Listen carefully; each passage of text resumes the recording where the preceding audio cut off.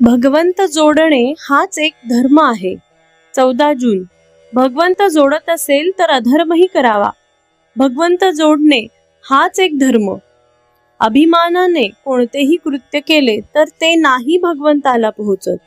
दान धर्म केला, धर्मशाळा बांधल्या, हे सर्व नाव होण्याकरिता जर केले तर त्याचा तुमच्या कल्याणाला काय उपयोग झाला?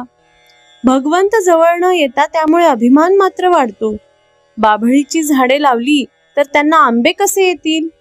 मीपणाने केलेले काम नाही उपयोगी पडत. शरण बुद्धीने केलेले काम हाच खरा धर्म. मी भगवंताच्या हातचे बाहुले आहे असे समजावे. राम करता असे म्हणावे, म्हणजे देवाजवळ शरण बुद्धी धरावी. भगवंताची निष्ठा कोणत्याही वयात आणि कोणत्याही अवस्थेत वाढवता येते. ही निष्ठा कधी कुणाला हार जाणार नाही किंवा कधी कुणापुढे मान लवविणार नाही. एकदा भगवंतावर पूर्ण निष्ठा ठेवल्यावर मग काळजीचे कारणच काय? काळजीने कार्याचा नाश होतो आणि कर्तव्याचा विसर पडतो. भगवंतावर श्रद्धा ठेवून प्रयत्न करावा आणि जे फळ मिळेल त्यात समाधान मानावे. व्यवहारात सौख्य कर्तव्याने मिळते, तसे परमार्थात सौख्य निष्ठेने मिळते.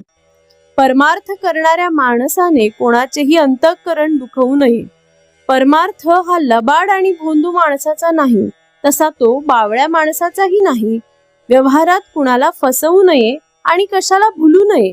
आपले डावपेच किंवा लबाडी लोकांना फसविण्यासाठी नसावी. लोकांकडून न फसण्या इतकेच आपण व्यवहारी असावे. आपल्या हातामध्ये जितका पैसा असेल त्या मानानेच देवघेव करावी. व्यवहाराच्या दृष्टीने देणे न राहील असे वागावे. कोणत्याही परिस्थितीत मी राहीन असे जो म्हणेल त्याला कधीच अडचण पडत नाही. आपण श्रीमंतांचा द्वेष करू नये आणि गरिबांना कमी लेखू नये. अशी वृत्ती बनायला भगवंताची निष्ठा पाहिजे. प्रत्येकाला खायला प्यायला भरपूर मिळाले पाहिजे. ही संपत्तीची समान वाटणी होय. मोबदला न देता आपण पैसा घेतला तर तो ज्याचा घेतला त्याची वासना त्याला चिकटून बरोबर येते. काय गंमत आहे बघा.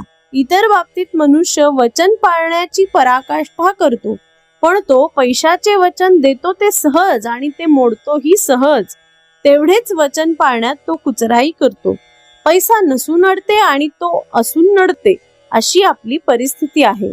संन्याशाने 1 दिवसाचा संग्रह करावा, गृहस्थाने 3 दिवसांचा संग्रह करावा. आपल्याजवळ 3 दिवस खायला आहे असे पाहिल्यावर आपण मुळीच काळजी